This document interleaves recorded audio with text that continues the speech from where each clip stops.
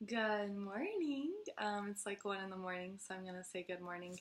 But I just wanted to go outside my comfort zone and talk on video, which I hate because I always go back and see how many times I said like, and it's usually a whole lot. So let's just get it started. I wanted to go outside my comfort zone though and talk about God and what I think it means to serve God and why I think it's a good decision. So basically, in high school, I think it's kind of when I started to see how other people lived. And even though I saw them breaking commandments and living against what the Bible teaches, I was envious. And I thought, oh, they are having so much fun. I'd really like to go hang out with them because it looks like fun, but it goes against what I believe.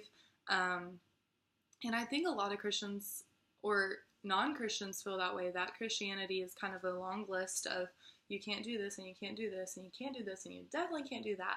And you can feel that kind of pressure and you can feel like, oh, my life is boring, I can't do that and they're having so much fun over there and I'm just missing out because I can't cuss and I can't drink and I can't, do the things they're doing. And that's just not the case.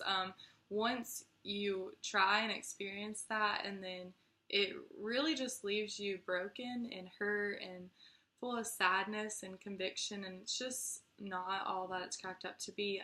It's temporary and it can be fun in the moment, but it's just quick to end. And I have found that the Bible is full of adventure and stories in this book, just about how fun it is to follow God, and that when we follow God, there is no heartbreak or sadness coming from that.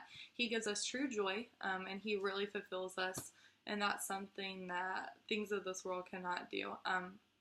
And so I wanted to talk about Moses because Moses was a pretty cool guy.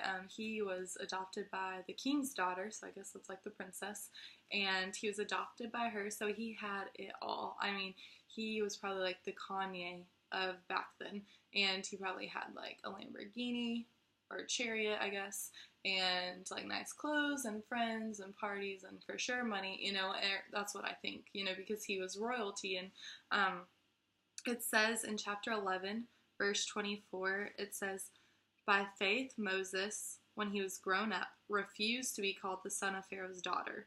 So he went away from that life.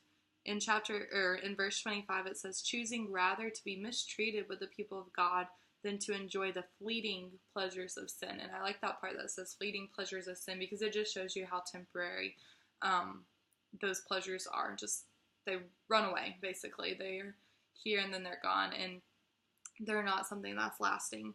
And then in verse 26 it says, "He considered the reproach of Christ greater wealth than the treasures of Egypt, for he was looking to the reward."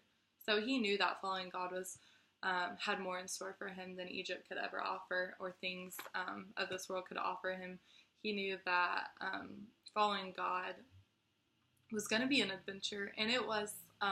He definitely had to go through some trials, but God used him and made him a leader of an entire nation. He used him to part a sea to save his people, and he rewarded that faith, because it was through faith that he decided to trust and follow God and leave all those things behind, and trust that God had so many greater things in store for him. And I think that today we would say he was crazy.